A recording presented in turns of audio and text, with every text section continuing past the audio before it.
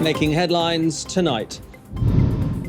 The Prime Minister commits Cambodia to stability and growth as he releases a statement to mark International Peace Day. Stunning footage from the Canary Islands as lava swallows homes on its journey down to the sea.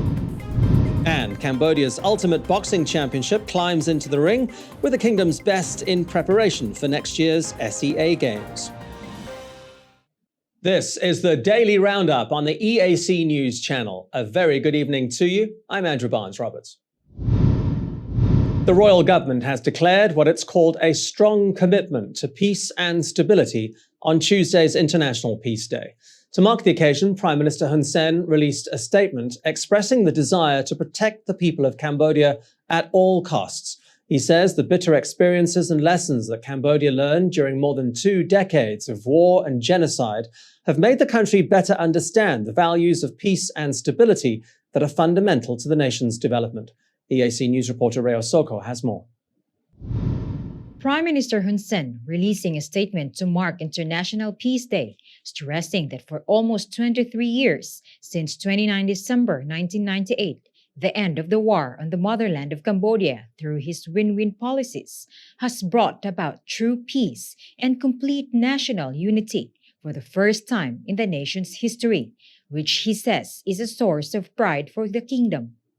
The Prime Minister says that for over 2 decades, Cambodia's economic growth has accelerated, and although Cambodia is being affected by the pandemic, he says economic growth for 2021 is expected to recover to around 2.5% after a contraction of 9.9% last year.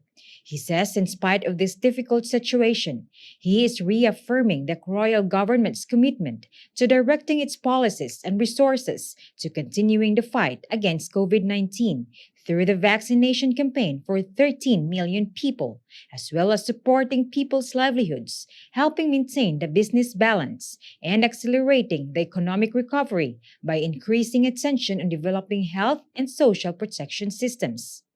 The Prime Minister has highlighted that Cambodia is extremely proud to have transformed from a nation protected by a UN peacekeeping force to one that contributes to peacekeeping missions around the world.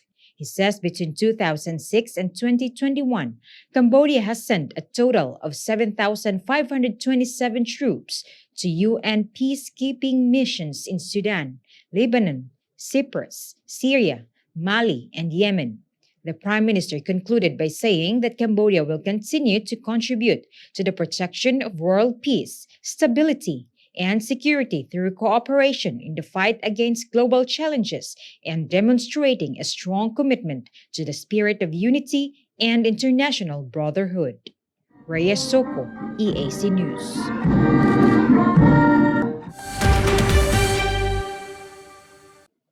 Just 2 days before Phnom Penh's current suspension of high-risk businesses is due to end, police have raided a packed KTV in Porsenche. Not only did they find dozens of people illegally gathering, but 6 of them have tested positive for COVID-19. EAC News reporter Yuri Matosko has the details. Monday night at 9:30, Porsenche District Unit Command raiding a KTV restaurant. 49 people found partying inside, in full violation of the current ban on gatherings of more than 15 people.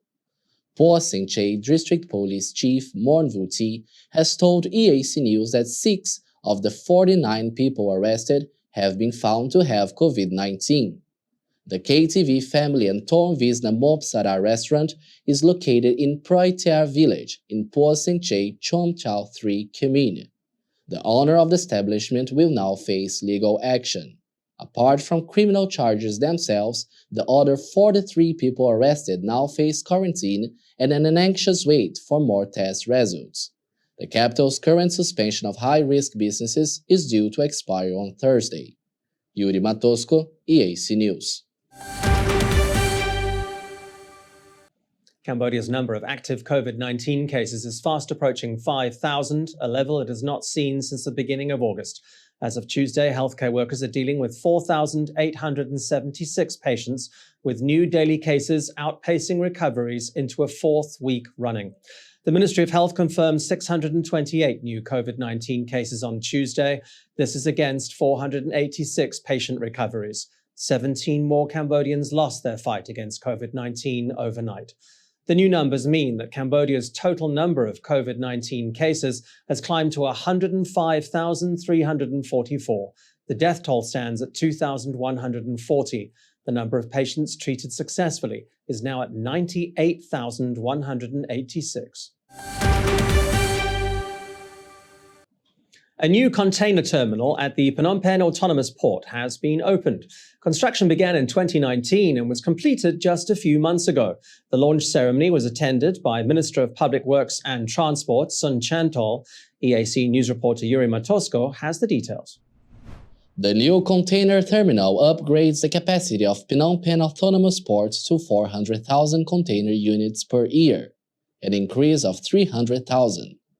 The terminal now covers an area of 2.74 hectares, upgraded at a cost of $18.4 million. Director General of the Phnom Penh Autonomous Port, Hei Bavi, says the number of containers handled at the port has increased significantly in recent years. Another expansion project is scheduled to start next year, taking capacity to 500,000 units. The final phase will see the port taking to its full capacity of 900,000 containers per year. If the COVID-19 pandemic seems to have affected local businesses, Cambodian exports have been rising. According to the Ministry of Commerce, between January and August this year, Cambodia shipped $7 billion in garments, footwear, and travel products. That's an increase of $160 million on last year. Prime Minister Hun Sen says pandemic-induced shocks to the production chains of important producers, such as Bangladesh, Myanmar, Vietnam, and Brazil, have forced a diversion of orders that has benefited the kingdom. Yuri Matosko, EAC News. Land border police forces and villagers have worked together to build a bridge in Banteay Meanchay's Malai district, with the province experiencing severe flooding due to heavy rainfall. Banteay Meanchay Provincial Police Commissioner Lieutenant General Siti Law supervised the bridge building on Monday afternoon. A total of 20 police headquarters joined forces to help. They also relieved blockages in waterways so that floodwaters would not stagnate. The Lieutenant General has called on residents, especially those with young children and elderly parents, to be on the lookout for more flooding and report any immediately to authorities for evacuation. At the same time, the Sere Sopon Municipality and Mongkol Borei District Administration have also issued a flood warning for those living along the area's main river. Heavy rain is forecast for the next 36 hours. EAC News has welcomed another visit from the Ministry of Information and staff from the National Television of Cambodia. The visit was part of the ministry's exchange experience, in which EAC News and TVK shared information about each other's workflow and production process to better understand what goes into broadcasting TV news, most especially live events. EAC News reporter Reo Soko has the story. The EAC News team, playing host to senior officials of the Ministry of Information and TVK, describing how the kingdom's first English-language TV news channel works. Channel manager Andrew Barnes Roberts explained how the concept came into being and how EAC News' core values of accuracy, balance, fairness, integrity, and professionalism are woven into its workflow and daily production process. This is actually the second time the Ministry of Information has visited EAC News. So obviously we're very encouraged by the interest that they're showing in what we're doing. We've also had a very good collaboration with TVK in the first 3 months that we've been on air. And I'm looking forward to seeing that collaboration deepen as EAC News continues to grow. EAC News has teamed up with TVK to broadcast a number of live events in recent weeks, including the Prime Minister's launching of the first 2 phases of the kingdom's child vaccination campaign, as well as the handover of the Morodok Decho National Sports Complex. EAC News is the fastest growing news service in the kingdom, with month-on-month audience growth across all its digital and social media platforms of over 1,000%. Rhea Soko, EAC News. Now for a look at news making international headlines this Tuesday, the 21st of September. Lava flow has destroyed about 100 homes so far on La Palma, in Spain's Canary Islands. The wall of molten stone is creeping through villages, putting hundreds more homes at risk, with over 5,000 people already evacuated. Thick smoke and flames have engulfed buildings as the lava makes its way slowly down to the sea. The Canaries Volcanology Institute says that when the lava does reach the sea, it could create a cloud of toxic gases as it rapidly cools. A spokesperson for Spain's military emergency unit says that might even lead to explosions. Despite the destruction, the Tourism Ministry says the eruption should be seen as an opportunity to encourage people to visit the island. Coca farmers have clashed with police in La Paz, Bolivia, trading rocks and tear gas. Protesters say they are simply defending their rights. Authorities are pressing down on their traditional market to sell coca products. Sales are now controlled by the central government instead of local communities. Authorities are angry at a rival coca growing collective that is promising to bring growers together for progress. For centuries, people in the Andes have chewed coca leaves to ward off the effects of high altitude. Coca is also brewed into tea and considered sacred by many indigenous people. And the Colombian army has seized over 3 tons of cocaine from alleged guerrillas of the National Liberation Army. The anti-narcotics operation took place 25 kilometers outside the Tibu municipality, just northeast of the border with Venezuela. 3.3 tons of cocaine hydrochloride were found. They have an estimated street value of $5.2 million.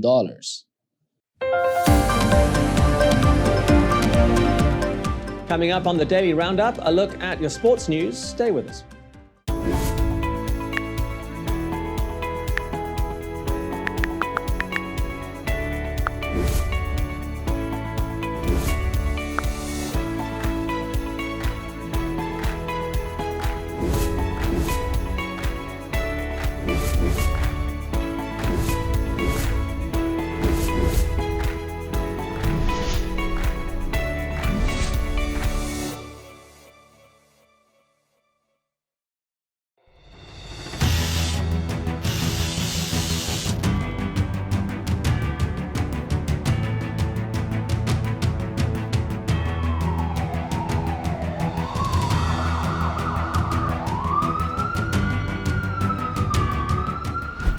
EAC News fully supports the royal government of Cambodia's preventative and administrative measures against COVID-19. But we need you to play your part in helping bring the 20 February community transmission event to an end. Wash your hands regularly, sanitize wherever possible. Keep an eye on your body temperature. Use the Stop COVID QR code and maintain a safe social distance. But above all, please, please, please, wear a mask. Only together can we beat COVID-19.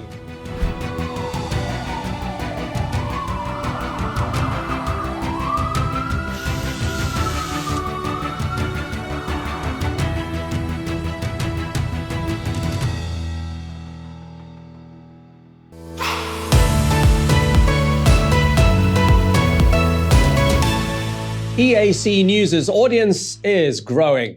Our YouTube channel has over 150,000 verified subscribers. To mark the milestone, we've received the Silver Creator Award from YouTube. It's given to channels with over 100,000 subscribers. YouTube CEO Susan Wojcicki says the award celebrates EAC News' hard work and incredible achievement. She says we brought a unique voice and style to the world, but have also created valuable connections and built a community along the way. The next milestone we're going for is 1 million subscribers, and we'd really like that Gold Creator Award. So if you're not already a subscriber, head to YouTube and search for EAC News. Subscribers get alerts when the Daily Roundup is premiering and live events are streaming. Get all the latest breaking news and updates from Cambodia in English. The EAC News channel on YouTube. Cambodia made clear.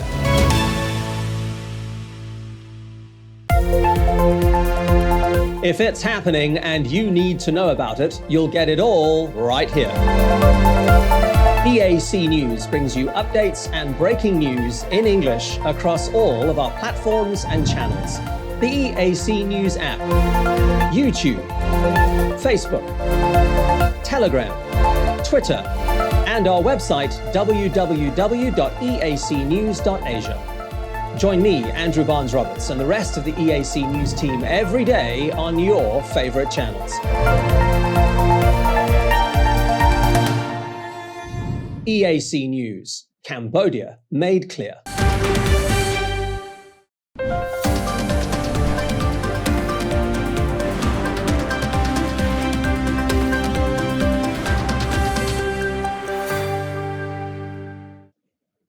Cambodia's Ultimate Boxing Championship is underway. The first bouts were staged on Monday, with the country's boxers preparing for next year's SEA Games in Vietnam.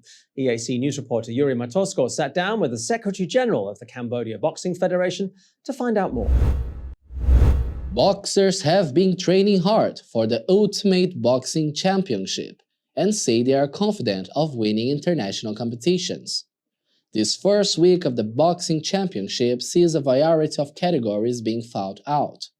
The Secretary General of the Cambodian Boxing Federation, Bui Supuen, believes that public support can help promote and develop the sport in the kingdom.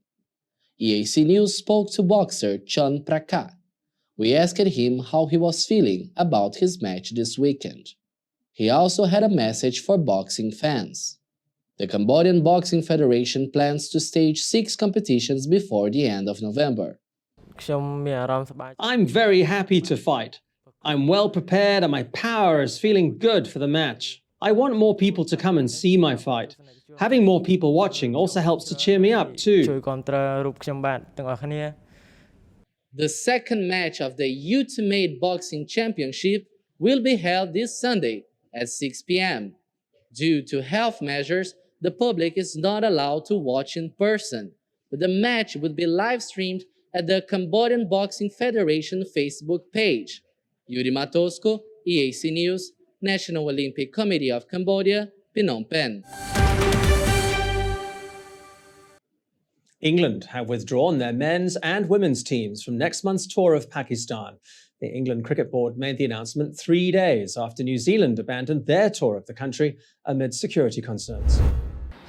The England teams were each scheduled to play 2 2020 internationals on the 13th and the 14th of October in Rawalpindi. The women's side was due to stay on for a 3-match one-day series from the 17th to the first one. In a statement, the ECB says it had reluctantly decided to withdraw both teams. It acknowledged there are increasing concerns about traveling to the region, and says it believes that going ahead would only add further pressure to a playing group who have already coped with a long period of operating in the environment of the pandemic. The ECB conceded that the announcement would come as a huge disappointment to the Pakistani Cricket Board. It said Pakistan had been working tirelessly to host the return of international cricket. New Zealand abruptly abandoned their tour of Pakistan on Friday, citing a security alert. International teams have largely refused to tour Pakistan since the 2009 attack by Islamist militants on the Sri Lanka team bus in Lahore. 6 policemen and 2 civilians were killed. He's had a bad few days already amid calls for his resignation, and Monday night just made things worse for Barcelona coach Ronald Koeman. His team limped to a 1-1 draw at home to lowly Granada in La Liga, and the stadium was barely half full. It was a telling sign that the fans have had enough. A 40,000-seat stadium with barely 25,000 fans, and they were stunned into silence after just 85 seconds when Granada's Domingos Duarte rose at the back post to head the first goal in. Some sloppy play followed, with the hosts managing to equalise only in the final minute of normal time. At the post-match media briefing, a testy coach found himself on the defensive once again in response to a question about his future. Well, I don't think it's necessary to ask that question, because I'm not going to talk about my future anymore, And the other thing is that obviously we are unhappy because we want to win games, especially at home. But as I explained, the game today was complicated, and I think that we gave our all today on the pitch. And perhaps with a little more luck, we could have won the game. I think that needs to be considered too. He wasn't much happier when he was asked about the fact that his team needed 89 minutes to equalize against a team that has yet to win a match this season. I think that I need to repeat myself again, but we play in a way that is Barca. We know that they play 4-3-3, but we haven't got a lot of speed out wide because Coutinho is a player who cuts inside a lot. Demir as well, it's not a player who looks for gaps in behind, and that's just the way it is. With Ansu and Dembele, they are very different types of players, where we have more depth in the team. If we don't have it, we don't have it. And if we don't have those options, then we have to look for something else, and we have to try another way. If you don't understand that, well then, I apologize. If you don't understand me, I apologize. It is my fault. Time will tell just how much longer his apologies are going to be accepted. All right, let's have a look at what the weather's up to tomorrow.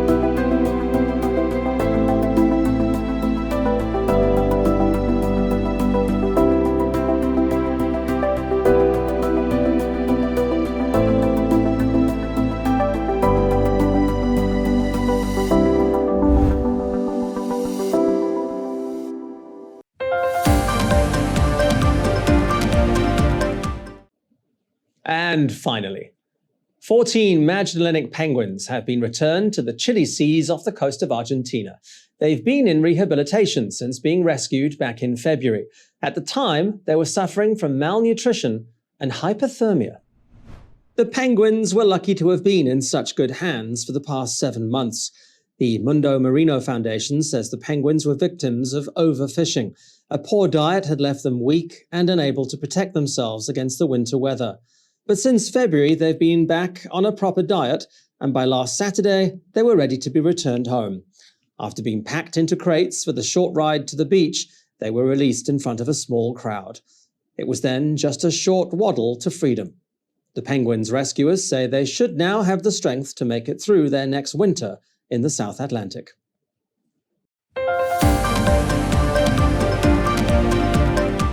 Thanks for watching the Daily Roundup here on the EAC News Channel. For more breaking news and updates from our website, head to www.eacnews.asia. You can also search for EAC News on Telegram and at your favorite app store.